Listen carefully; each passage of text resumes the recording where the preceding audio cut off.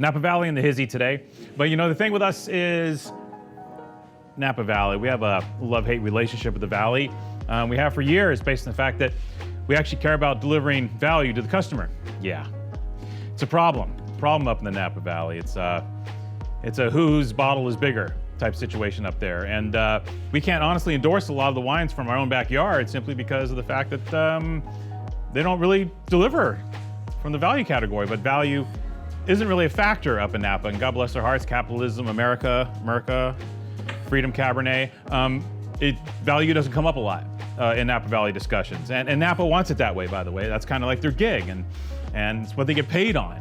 So we're not gonna mess with their mojo per se. You know, everybody's got their own gig, right? You know, that being said, we are a international wine company. We have 4,000 SKUs, and the vast majority of them are not American. And the reason for that simply is because the rest of the world pretty much delivers better value. And our customers are value-oriented. They don't mind paying $50 for a wine, but they want that $50 wine to taste like a $100 wine, and so on. So that's why we're here today with this wine from Scott Palazzo, which, by the way, I'm not too sure Scott's interested in providing value in this context either. A lot of Napa folks are pretty keen on protecting their brands, and we understand and get that.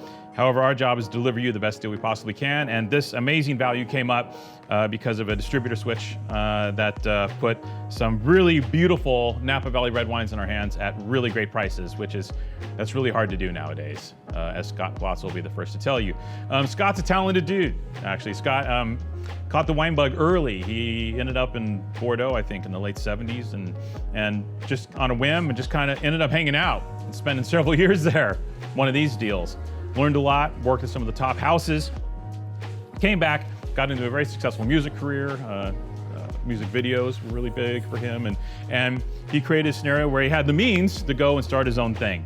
So he immediately started Palazzo Wines and met with immediate success. And we really do enjoy these wines, which by the way, we've sold these wines off and on over the years anyway, just based on the quality of Scott's wine. And a mantra that really appeals to us too, which is that whole kind of Bordeaux meets California thing. Some of the California wines can get a bit caricature, and his whole thing was kind of fighting that based on his Bordeaux background. So these are classy Bordeaux-inspired wines from the Napa Valley. Today's wine is the Palazzo Left Bank Red Cuvée, called Left Bank appropriately because he does make a right bank blend that mimics the wines of Saint-Emilion on the right bank of Bordeaux.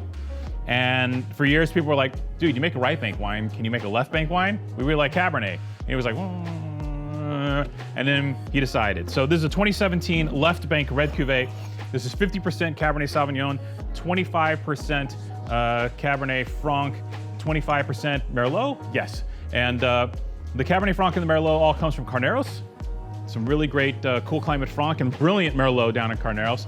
And I think the Napa is pretty south side of the valley too, if memory serves. Not specific, but south side of the valley. And here we have, in 2017, his vineyard sourcing is a godsend. It was a hot vintage, super hot vintage. So the cooler climate sites ended up faring much better, and you get that out of this wine. Steve made a salient point in the write-up, you know, talking about the tannins and how the tannins get worked properly from these cooler sites in 17. The warmer years, the tannins were quite hard, firm. They sit right on top of the wine. They're not imbalanced, they're not blended into the wine. Here the tannin structure is borderline seamless, and in 17, that is a great feat. It is just a wonderful, beautiful, balanced Napa Valley red wine. Fabulous symmetry here. I love the verticality of the wine, the precision in the context of the vintage. This wine could be pudding, and it's not, and it's all the better for it. Scott did a wonderful, wonderful job with this wine. So originally $50 retail. We're running out today $29.98 plus 10% off 6 bottles or more. That gets it down to even less. Really terrific value here. There's not a ton of it. It is limited. It should hopefully sell out, and get yours today.